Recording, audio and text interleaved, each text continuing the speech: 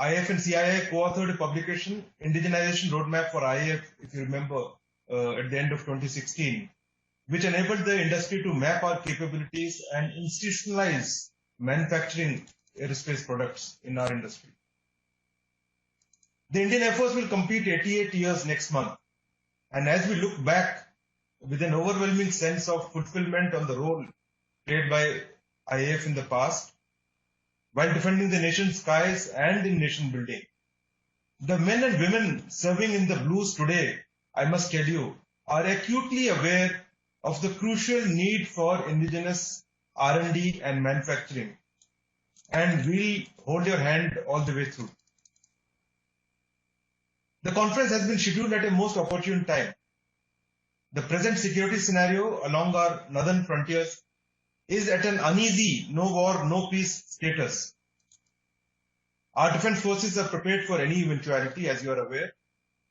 IAF has responded with rapidity and resolve to counter any misadventure. And its air power will be a crucial enabler in our victory in any future conflict. It is really critical to any future conflict. And it is therefore imperative that IAF obtains and maintains technological edge over our adversaries. The recent inductions of Rafale, along with C-17s, Chinook, Apaches, and other aircraft fleets, has provided IAF with substantial tactical and strategic capability enhancement. The raising of 2 squadrons of light combat aircraft and the integration of some indigenous weapons on the Su-30 MKI in very reduced timeframes have been the most promising development on the indigenous front in the same time period for our long-term strategy towards self-reliance. So a lot has happened in the recent past.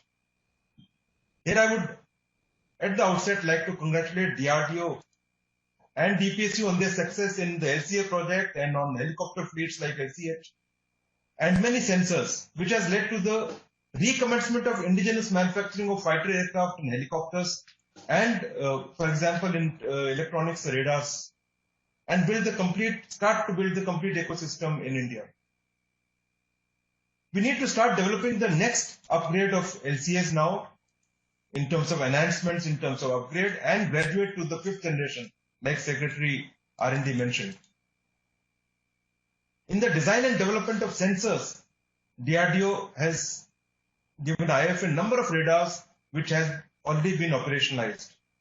Special mention, I think, is required for Netra AWNC, which has been a path-breaking achievement and a tremendous achievement. It's not easy to develop an airborne radar.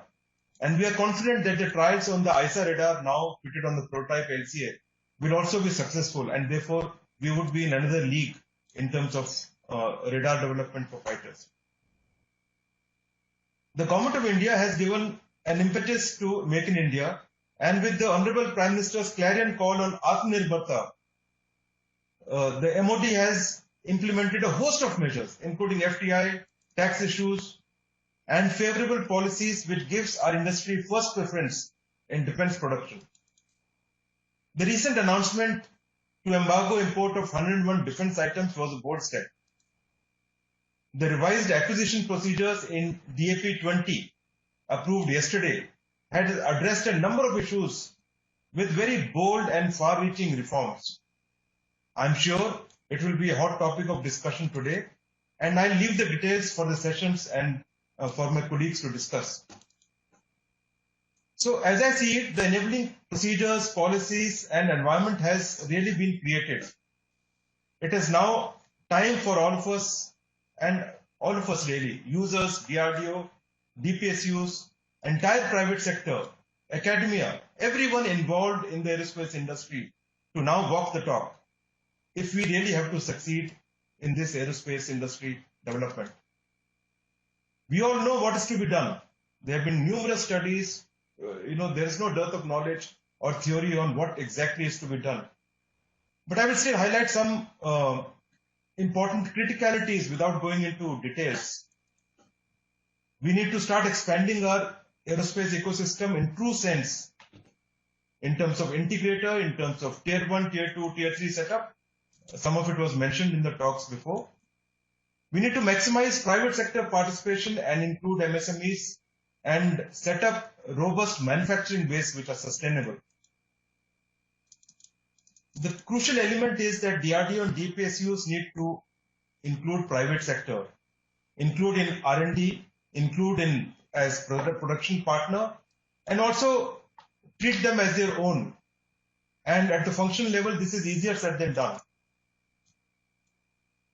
We need to ensure easy, low-cost access to aerospace infrastructure and test labs for rapid and painless airworthiness clearance or certification, depending on what is applicable. And I think this is a crucial key to success if we have to, energize and succeed in indigenous aerospace industry. We must not forget that the entire test and certification structure that has come up over the decades as part of DPSUs and other developments as part of R&D has been against the defense projects, and for the aerospace industry primarily or majorly against the Air Force projects. This decades of setup is essentially government property, and it should be really treated as a national asset to be seamlessly made available to private sector if we have to really succeed in our desire to establish a sustainable aerospace industry. And if you ask me what is one most important enabler, I think in this area is Secretary R&D, and I'm glad he mentioned some of these issues that he's already addressed. I'm personally aware of huge initiatives that the Secretary has taken in the field of R&D, in the field of quick development of some weapons and sensors for us, and also platforms, the timeframes that are being shrunk. And many of these things that I just mentioned, I think he will be able to sort out and remove these wrinkles in the path ahead. So you all have to keep him on your side. I think that's most important. What will be the IF's contribution towards this drive to give stimulus to the aerospace industry? IF has already committed upfront to our plans, and you are all aware of 83 LCA Mark 1 aircraft, 106 HTT-40 aircraft in the near future, which will be followed by LCA enhancement, be it Mark 1A, which we are ordering now, Mark 2, subsequent upgrades. We strongly support the indigenous development of 5th generation aircraft, and I think this is where we had requested DRDO that we need to have a single point agenda and a focus to succeed in 5th generation aircraft with 6th generation technologies. In the transport fleet, we have the Avro replacement in Make in India and some fighter replacements in Make in India.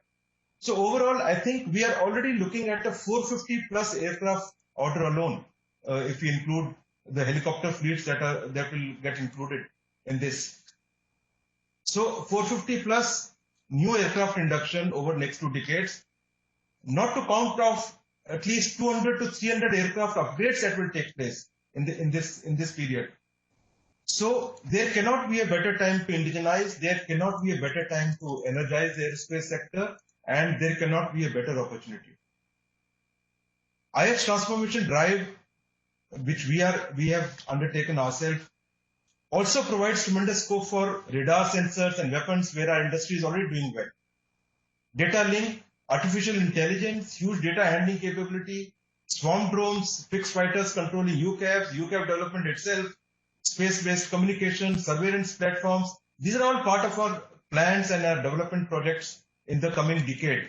And this is where the private industry and DRDO would be the major players. All this would be indigenous.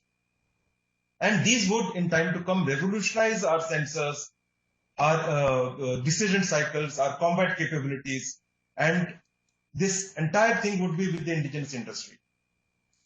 I would like to highlight an example of a recently carried out successful project between IAF and the industry. A leading IT firm has developed for IAF an electronic maintenance management system, what we call EMMS, which has now become actually one of the world's largest maintenance monitoring system, as we have put our entire airborne fleet on this system. So as I speak, our entire all aircraft fleets, fighters, transport, helicopters, everything is on this maintenance system, not to talk of other combat support systems, radars, works. Also, now we intend to achieve enhanced automation and e-governance and paperless workflow by year end in some cases, and by the next year, through projects on nearly all operational, administrative, and maintenance related activities pan-IAF. And all this will be with indigenous industry, most of it with MSMEs. To sensitize the industry of IF's requirement in the area of spares and revenue procurements, we have established nodal technology centers, which are co-located with our waste repair depots, as you are aware. We have already indigenized over 48,000 lines with the help of MSMEs, and this is a huge achievement. But this is just the beginning. Last year onwards, we have launched a major drive towards indigenization of our sustenance chain for all aircraft fleets, not only aircraft fleets supported by HAL, but even the foreign fleets, where the numbers are substantial. And this effort with MSMEs and this drive on indigenization of sustenance chain, apart from other activities that have been undertaken, just to give you an example, we are already ready with 16 non-flight safety critical area parts with 3D printing. And the challenge now is to have it through our certification and airworthiness procedures to start doing the trials. But these are the steps that we have taken ourselves, and this is where our industry is headed. And therefore, jointly, I think we have a lot to do in the near future. The current environment poses new challenges also, apart from the challenges that I mentioned earlier. First is in budgetary constraints, as you are all aware. And the second is, considering the security scenario and the nuances of the security scenario that are changing, the need to expedite critical weapon sensors development to achieve better combat edge, be it in electronics, weapons, sensors, across.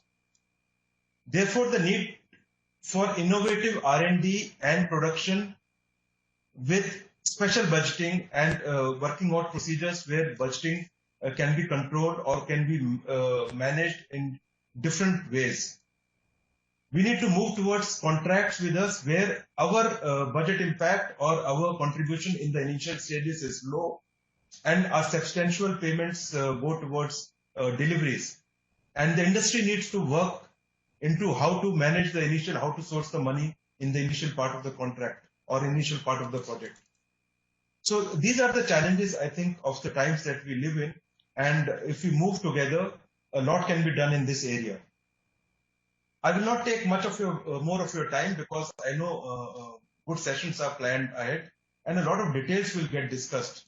And I will only, to conclude, say that we have a challenging task ahead, but also a range of opportunities considering our requirements, considering the extent of our requirement.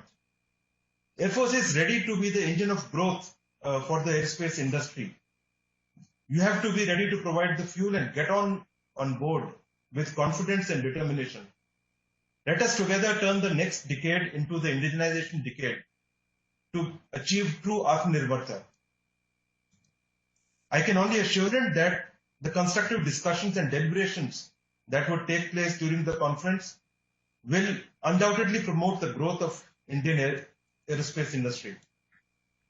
My best wishes to Center for Air Power Studies, Society of Indian Defence Manufacturers, Confederation of Indian Industries, and all the participants for a successful conference. Thank you and Jai Hind.